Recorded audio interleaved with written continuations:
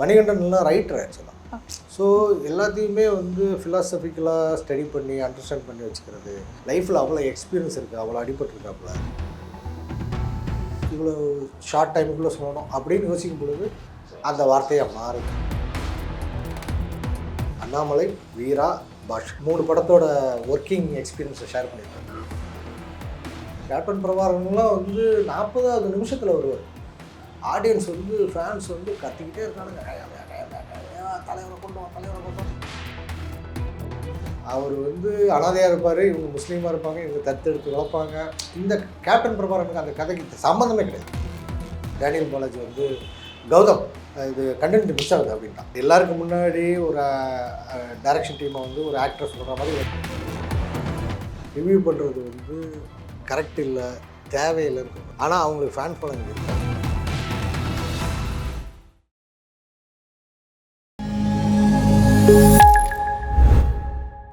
வணக்கம் சார். வணக்கம்.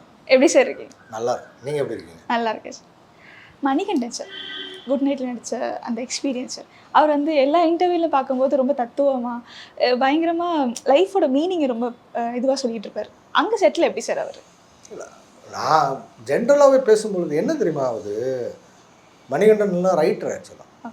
ஸோ எல்லாத்தையுமே வந்து ஃபிலாசபிக்கலாக ஸ்டடி பண்ணி அண்டர்ஸ்டாண்ட் பண்ணி வச்சுக்கிறது. லைஃப்பில் அவ்வளோ எக்ஸ்பீரியன்ஸ் இருக்குது, அவ்வளோ அடிபட்டுருக்காப்புல.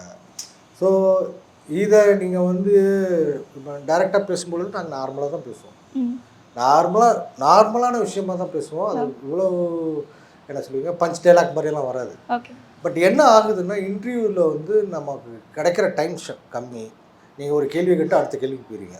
ஸோ இந்த கேள்விக்கு நான் பதில் சொல்கிறது வந்து மச்சான் அப்படின்னு நான் ஆரம்பிக்க முடியாது. ஸோ இட் வில் டேக் இவ்வளோ விஷயத்தை இவ்வளோ ஷார்ட் டைமுக்குள்ளே சொல்லணும் அப்படின்னு யோசிக்கும் பொழுது அந்த வார்த்தையாக மாறுது.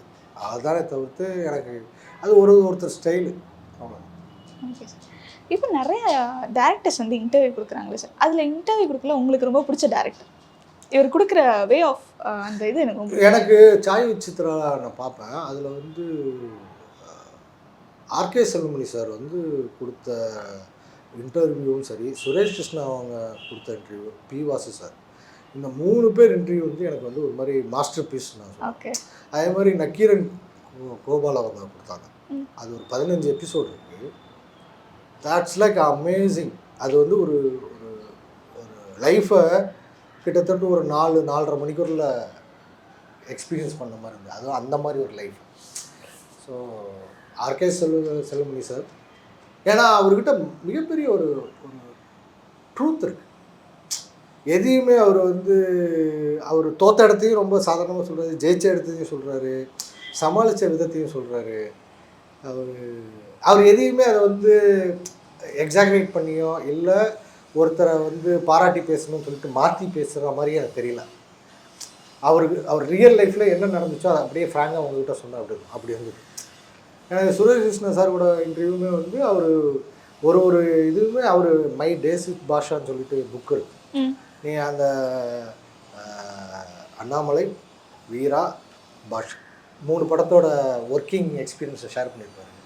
அது பைபிள். ஒரு கமர்ஷியல் படத்தை டைரக்ட் பண்ணக்கூடிய ஒரு மைண்ட் செட் என்ன இருக்கும், ஒரு ஆக்டருக்கும் சரி, ஒரு டைரக்டருக்கும் சரி, ஒரு ப்ரொடியூசருக்கும் சரி, அவ்வளோ எக்ஸ்பீரியன்ஸ் அதில் இருக்குது. ஸோ இதுதான் எனக்கு. மற்றபடி நிறைய பார்ப்பேன், நிறைய எனக்கு பொன்னம்பலம் அவங்களோட இன்டர்வியூ ரொம்ப பிடிச்சது. நிறைய இருக்குது அதில் நீங்கள் யோசிச்சு சொல்லிக்கிட்டே இருக்கலாம். பழைய 1000 ஒருவர்லாம் அசிஸ்டண்ட்டாக இருந்தவங்க, காந்தின்னு சொல்லிட்டு காந்தி ஜானகிராமனா ஏதோ ஒரு அவங்க நாகர்கோயில்காரர், அவர் யூனியன் லீடராக வர இருந்திருக்காரு.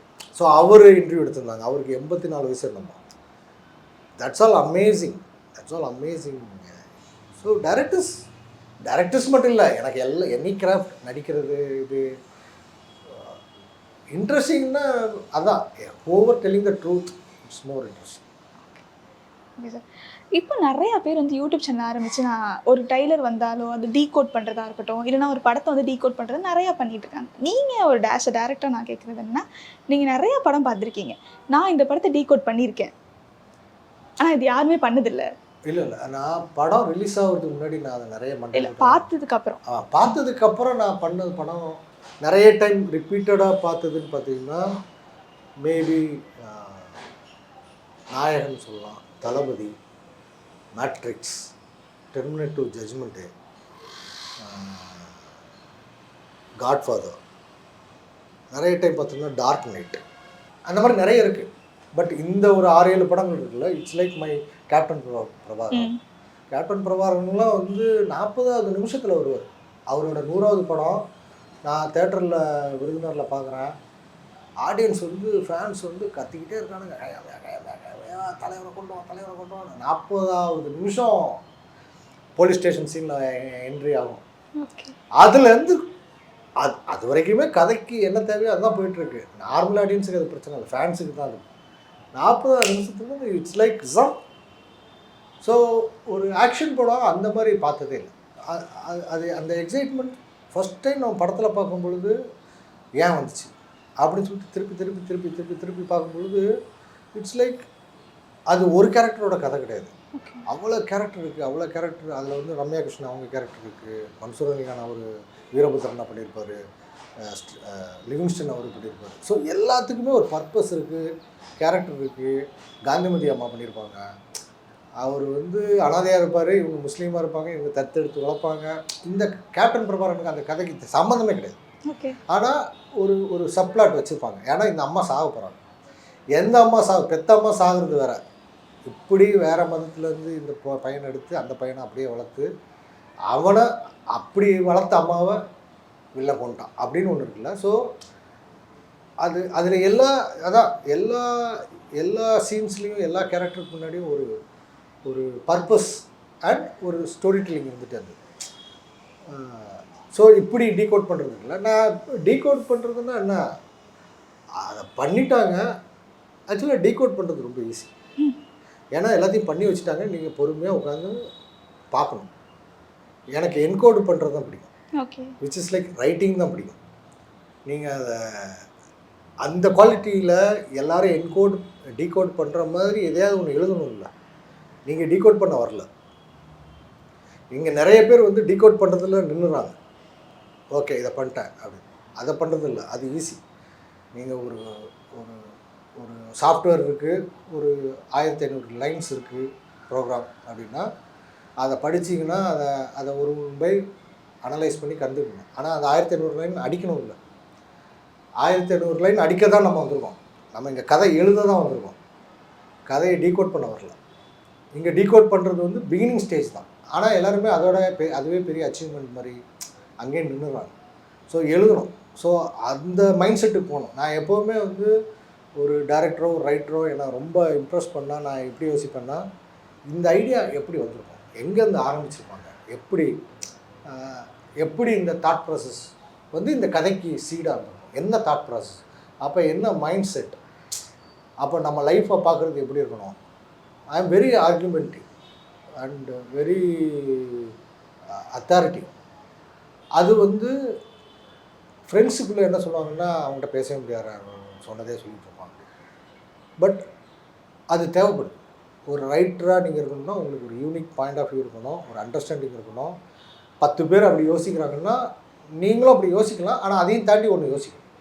ஸோ அப்படி யோசிக்கிறதுக்கு வந்து நீங்கள் எல்லா இடத்துலையுமே இன்னும் எவ்ரி வாக் ஆஃப் லைஃப் நீங்கள் அதை எக்ஸ்பீரியன்ஸ் பண்ணிவிட்டு எக்ஸிக்யூட் பண்ணிட்டு இருந்தால் தான் நீங்கள் அதுக்கு ட்ரெயின் ஆவீங்க. இப்போ கார்கி மாதிரி ஒரு கதை யோசிக்கணுன்னா அதில் ஒரு தாட் ப்ராசஸ் இருக்குது.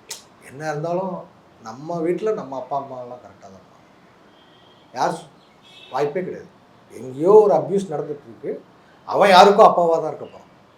அப்படியே நம்ம யோசிக்கவே இல்லைல்ல, அதை யோசிச்சனால தான் அந்த இடத்துக்கு போனாங்க. ஸோ நம்ம ஜென்ரலாக ஒரு இப்போ சொல்லுவோம்ல, த ஹண்டுன்னு சொல்லிட்டு ஒரு படம் இருக்குது. குழந்தை பொய் சொல்லாதுங்க, குழந்தையும் தெய்வமும் ஒன்றுங்க. குழந்தை என்றைக்குங்க பொய் சொல்லும். ஆனால் அந்த கதையோட கான்செப்டே குழந்தை பொய் சொல்லிச்சா, அதுதான் பிரச்சனை. அப்போது நம்ம இந்த சொசைட்டி நம்ம பிறந்ததுலேருந்தே நமக்கு நிறைய விஷயத்த சொல்லிகிட்டே இருக்கு, இது இப்படி, இது இப்படி. ஆனால் அது இந்த விஷயம் மாறும் பொழுது ஒரு புது ஆங்கிள் கிடைக்குது, புது பெர்ஸ்பெக்டிவ் கிடைக்குது. அதை ஒரு கதையில் சொல்லும்பொழுது அது இம்பேக்ட்ஃபுல்லாக இருக்கும். ஸோ இப்படி புரிஞ்சுக்கிறது இருக்குல்ல, இப்படி புரிஞ்சுக்கிட்டு அதை வேற எங்கேயாவது நம்ம அப்ளை பண்ணும்பொழுது தான் அது இதுக்கான எல்லா விஷயமும் இருக்குது. ஸோ டீகோட் பண்ணுறதுலையே நிற்கக்கூடாதுன்னு நான் நினைப்பேன். அதை மற்றவங்க டீகோட் பண்ணுற மாதிரியான ஒரு விஷயத்தை பண்ணணும். Okay sir. Gautham Vasudevan sir வந்து என்னைக்காவது செட்டில் கோவப்பட்டிருக்காரு சார்? கோவப்பட்டதே இல்லை, எதுவுமே கோவப்பட்டது கூட ஒன்றும் கிடையாது. ஒரு நாள் டேனி வந்து கண்டினியூட்டி மாறிடுச்சுன்னு சொல்லிட்டு ஒரு சின்ன ஸ்டிக் ஃபைல் கலர் மாறிடுச்சு, ஸ்டிக் ஃபைலோட கலர் மாறிடுச்சு. அதாவது சரன்னு போவாங்க. அப்போ டேனியல் பாலாஜி வந்து கௌதம் இது கண்டினியூட்டி மிஸ் ஆகுது அப்படின்ட்டான். அவருக்கும் தெரியாது, பெரிய மேட்டர் கிடையாது. ஆனால் எல்லாருக்கும் முன்னாடி ஒரு டைரக்ஷன் டீமை வந்து ஒரு ஆக்டர் சொல்கிற மாதிரி வச்சுக்கிட்டியே என்ன பகவதி, இதுதான் மேக்ஸிமம் கோவம். ஓகே. அதுக்கு மேலே அது கிடையாது. அதுக்கு நான் சாப்பிடாம சுற்றிட்டு இருந்தேன் அன்னைக்கு. பட் அவ்வளோதான். அந்த மாதிரி ஒருத்தரே வந்து ரிவ்யூவர் ஒருத்தர் வந்து பயங்கரமாக டென்ஷன் ஆக்கி விட்டார்ல சார், ப்ளூ சட்டை மாதிரி சார். அந்த மாதிரி உங்களை பார்க்கும்போது ரிவ்யூவர்ஸ்லாம் இப்போ எப்படி சார் இருக்காங்க உங்கள் கருத்துப்படி? நிறைய பேர் நல்லா ரிவ்யூ பண்ணுறாங்க. சில பேர் வந்து ரிவ்யூ பண்ணுறது வந்து கரெக்ட் இல்லை, தேவையில்லைன்னு தோணுது. ஆனால் அவங்களுக்கு ஃபேன் ஃபாலோயிங் இருக்காங்க, அவங்களுக்கு புரிதல் இருக்காங்க கூட தெரியல.